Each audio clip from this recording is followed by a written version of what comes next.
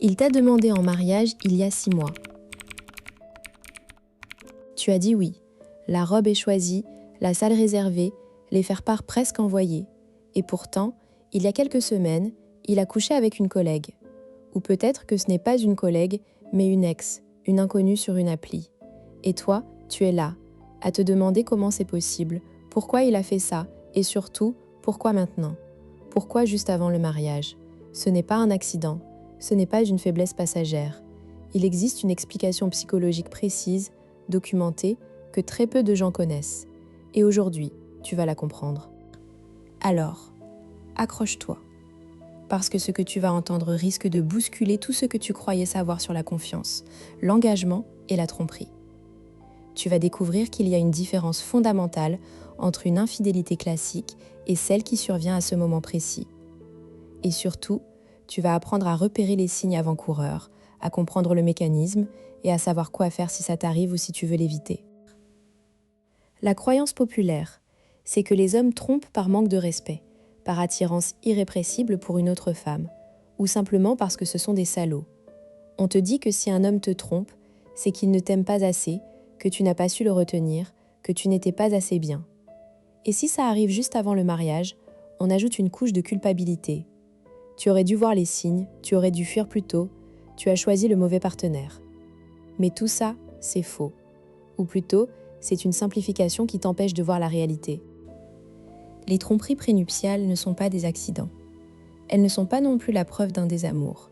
Elles sont souvent le symptôme d'un conflit psychologique profond, d'une peur de l'engagement qui se manifeste de manière détournée. L'homme ne trompe pas parce qu'il ne t'aime pas, mais parce qu'il est terrifié par ce que le mariage représente pour lui. Et parfois, il n'en a même pas conscience. Le vrai mécanisme, c'est ce que les chercheurs appellent le sabotage prénuptial. Une étude menée par le psychologue Arnold Glass auprès de couples fiancés a montré que certains hommes, inconsciemment, sabotaient leur relation juste avant le mariage. Pourquoi ? Parce que l'engagement à vie active une peur archaïque de perte de liberté, d'enfermement, de devoir. Et pour échapper à cette peur, le cerveau met en place des comportements d'autosabotage. La tromperie devient alors une porte de sortie. C'est une manière de se rassurer en se disant « Je ne suis pas encore marié, je suis encore libre, je peux encore séduire ». Mais ce n'est pas une décision consciente. C'est un mécanisme de défense émotionnelle. Prenons un exemple concret. Il s'appelle Julien, il a 34 ans, il est architecte à Nantes. Julien est en couple avec Camille depuis 5 ans. Leur histoire est belle, ils se sont rencontrés lors d'un chantier participatif, ils ont voyagé ensemble, construit une maison. Bref, tout roule. Il y a 1 an, Julien demande Camille en mariage. Elle dit oui, évidemment. Ils se marient dans 3 mois. La robe de Camille est commandée chez une couturière locale, le traiteur est booké, les faire-part sont prêts.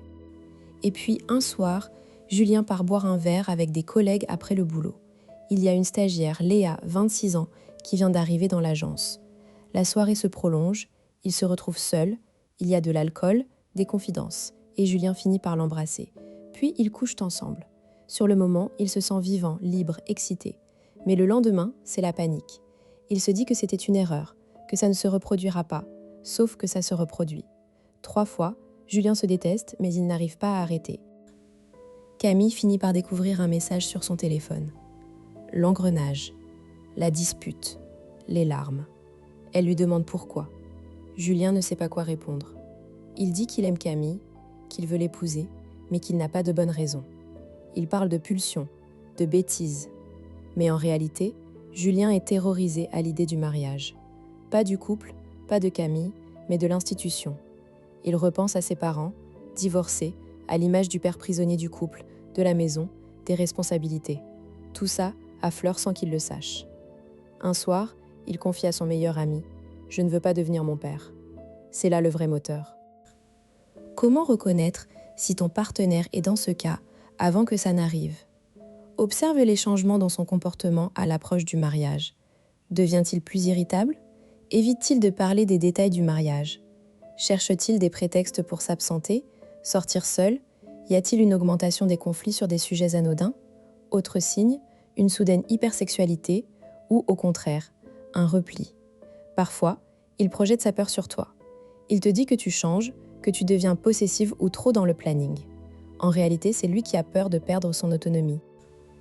La différence fondamentale entre une tromperie classique et une tromperie prénuptiale, c'est la temporalité et l'inconscient.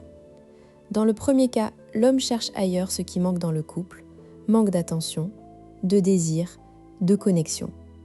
Dans le second, il cherche à fuir l'engagement à venir. La tromperie classique est un symptôme de problèmes existants. La tromperie prénuptiale est un symptôme de peur de l'avenir. Et c'est pour ça que les conseils habituels, communiquer plus, pimenter votre vie sexuelle, ne suffisent pas. Il faut traiter la racine, la peur de l'engagement. Comprendre cela change tout. D'abord, ça enlève la culpabilité que tu pourrais ressentir. Ce n'est pas de ta faute. Ta relation n'est pas forcément un échec. Ensuite, ça te donne une clé pour agir, si tu es encore dans une phase où tu peux intervenir ou pour analyser après coup. Tu n'es pas victime d'un salaud, mais d'un mécanisme psychologique. Et ça te permet de ne pas généraliser à tous les hommes, ni de te fermer à l'amour. Enfin, ça te donne des outils concrets pour prévenir ce type de sabotage ou pour y répondre si ça t'arrive. Première technique, et c'est la plus importante, provoquer une conversation sur la peur de l'engagement bien avant le mariage. Pas en mode accusation, mais en mode exploration. Tu peux dire « Je sens que l'approche du mariage nous met un peu de pression. Est-ce que toi aussi tu ressens ça ?» Puis amène le sujet des peurs. Qu'est-ce qui te fait le plus peur dans le mariage ? Écoute sans juger. S'il évoque la perte de liberté, la routine, la répétition des schémas parentaux, tu as mis le doigt dessus. À partir de là, tu peux le rassurer. Le mariage n'est pas une prison, c'est un choix renouvelé. Vous pouvez définir ensemble ce que le mariage signifie pour vous et vous autoriser des espaces de liberté individuelle. Deuxième technique, recréer des moments de séparation saine. Un des déclencheurs de la peur d'engagement, c'est l'idée de fusion totale. Plus vous passez de temps ensemble, plus il peut sentir l'étau se resserrer. Alors, proposez des activités séparées régulièrement. Chacun son soir par semaine avec ses amis, ses hobbies, ça lui montre que le mariage ne signifie pas tout partager tout le temps. Vous pouvez même planifier un petit voyage solo chacun de votre côté juste avant le mariage. Ça désamorce l'idée que se marier, c'est perdre son autonomie. Troisième technique, verbaliser l'engagement comme un processus, pas un événement.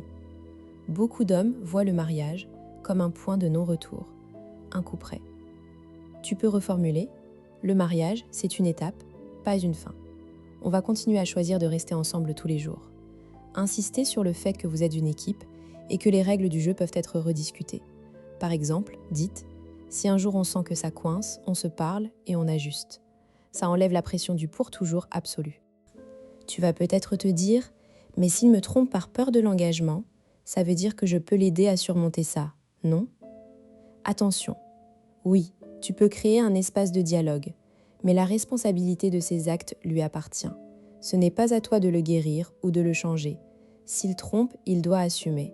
Et toi, tu as le droit de partir. Comprendre le mécanisme ne signifie pas tout accepter. L'autre objection, c'est « et si c'est juste un pervers narcissique ?» Dans ce cas, les signes sont différents. Il a un mode de fonctionnement basé sur la manipulation, il ne montre jamais de culpabilité, il refait la même chose avec ses ex. Là, fuis. Et enfin, est-ce que ça marche aussi pour les femmes ? Oui, le sabotage prénuptial existe aussi chez les femmes, mais de manière différente. Elles ont tendance à saboter par la critique ou le retrait affectif, moins par la tromperie. Tu te souviens de Camille, de Julien, du mariage dans 3 mois ? Après la découverte, Camille a tout arrêté. Ils ont reporté le mariage et sont allés en thérapie de couple. Julien a enfin pu mettre des mots sur sa peur, sur ce père absent, cette mère étouffante. Il a compris que tromper, c'était une façon de dire « j'ai peur » sans le dire. Aujourd'hui, ils ne sont pas sûrs de se marier un jour, mais ils se reconstruisent, plus conscients. Cette histoire, c'est la tienne qui aurait pu être la mienne. Le sujet, c'est toi. C'est ta relation, c'est ta vie. Ne laisse pas un mécanisme inconscient dicter ton avenir. Observe, communique et surtout, aie confiance en ta capacité à choisir ce qui est bon pour toi. Si cette vidéo t'a éclairé, abonne-toi, active la cloche et partage-la avec quelqu'un qui en a besoin. Prochaine vidéo dans une semaine.